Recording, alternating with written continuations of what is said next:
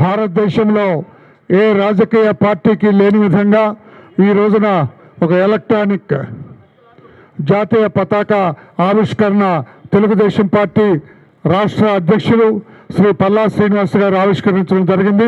మనందరం కూడా ఇప్పుడు జాతీయ పతాకకు సెల్యూట్ చేస్తాం. గణమన అధినాయక జయ హే భారత భాగ్య విధాత పంజాబ్ సింధ్ గుజరాత్ మరాఠా ద్రావిడ ఉత్కళ వంగా ఉచ్చల జలధి तरंगा तव शुभ नामे जागे तव शुभ आशीष मागे गाहे तव जय गाथा जन गण मंगलदायक जय हे भारत भाग्य विधाता जय हे जय हे जय हे जय जय जय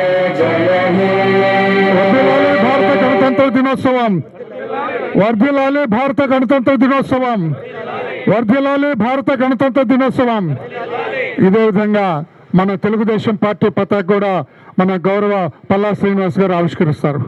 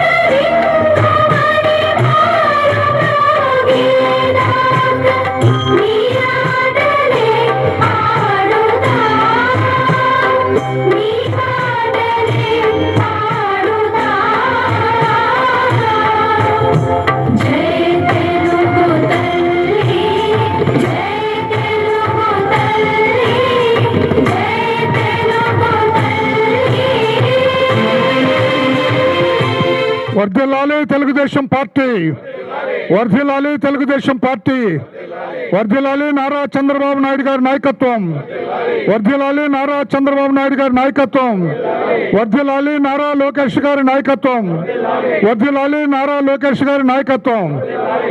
అందరికీ గణతంత్ర శుభాకాంక్షలు తెలియజేస్తున్నా. మిత్రులారా, ఈ గణతంత్ర యొక్క ప్రాముఖ్యత కోసం ఒకసారి మాట్లాడుకుంటే, ఏదైతే డాక్టర్ బిఆర్ అంబేద్కర్ గారు రచించినటువంటి రాజ్యాంగం ఉందో ఆ రాజ్యాంగాన్ని ఈ రోజు నుంచి మన అమలు చేసుకున్నటువంటి దినం. అది మన పార్లమెంటు ఆమోదించినటువంటిది, అమల్లోకి తెచ్చినటువంటి దినంగా మనం భావించాలని చెప్పి ఈ సందర్భంగా తెలియజేస్తున్నాం. మరి నిన్న మీరు చూసుంటారు, ఓటర్ డేస్ జరుపుకున్నాం. ఏదైతే ఈ రాజ్యాంగాన్ని ముఖ్యంగా ఈ ఎలక్షన్ ఏదైతే ఉందో ఎలక్షన్ని ఒక పద్ధతి ప్రకారంగా తీసుకెళ్ళడానికి నిన్న ఏదైతే జనవరి 25 ఉందో దాన్ని ఓటర్స్ డేగా, election commission of India formation డేగా మనం భావిస్తాం. అలాగే భవిష్యత్ తరాలకి కూడా తెలియజేయాలనే ప్రతి ఏడాది ఈ గణతంత్ర కార్యక్రమాలు చేస్తూ ఉంటాం. అయితే రాజకీయాల్లోకి వచ్చినటువంటి ప్రతి ఒక్కరు కూడా గమనించాల్సినటువంటి విషయం, ఎవరైతే ప్రజాస్వామ్యానికి విలువ ఇస్తారో, ఎవరైతే మన రాజ్యాంగాన్ని గౌరవిస్తారో వారు రాజకీయంగా ఎదిగిన తర్వాత ఆ హక్కుల్ని కాలు రాసే విధంగా ప్రవర్తించకూడదు. ఇది ముఖ్యంగా అందరూ గమనించాలి, ప్రజలు మరీ గమనించాల్సినటువంటి అవసరం ఉంది.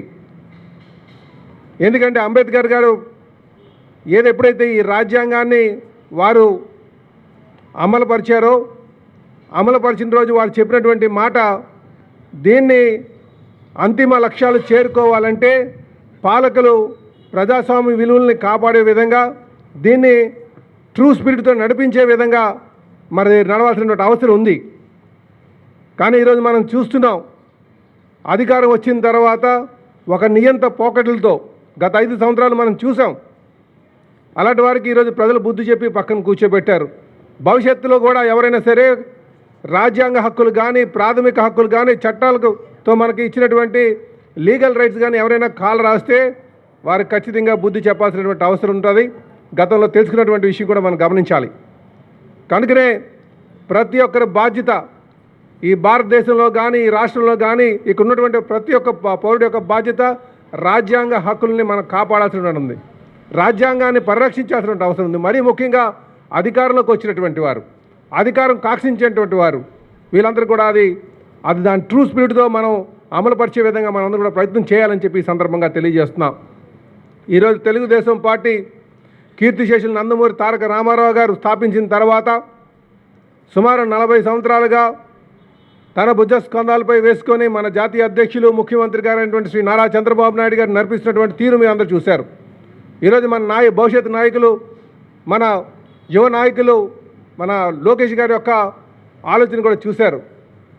మేమంతా కూడా ప్రజాస్వామ్యాన్ని పరిరక్షించడానికి, అలాగే మనకేదైతే రాజ్యాంగం కల్పించిన హక్కులను పరిరక్షించడానికి, ప్రజాస్వామ్య విలువలను కాపాడడానికి మేము ఎప్పుడు ముందుంటామని చెప్పి ఈ సందర్భంగా తెలియజేస్తున్నాం. అందుకే ఈరోజు ప్రజలు తెలుగుదేశాన్ని ఆదరిస్తున్నారు, ముందుకు తీసుకువెళ్తున్నారు.